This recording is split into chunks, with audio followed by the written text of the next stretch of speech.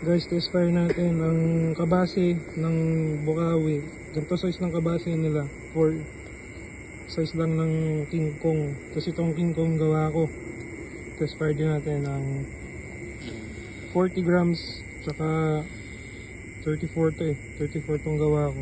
Kasama lada yan. So parang 15 grams lang yung laman. Tapos ito atay nasa 25. Tingnan natin kung alin na mas malakas.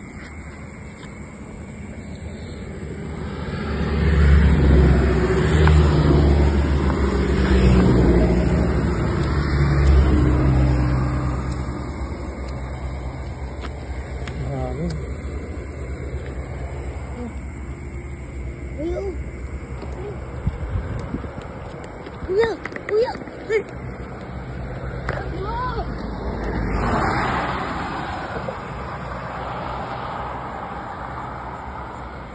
Safe distance lang muna guys.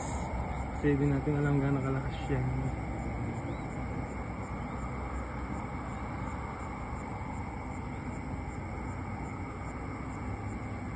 Yun na guys.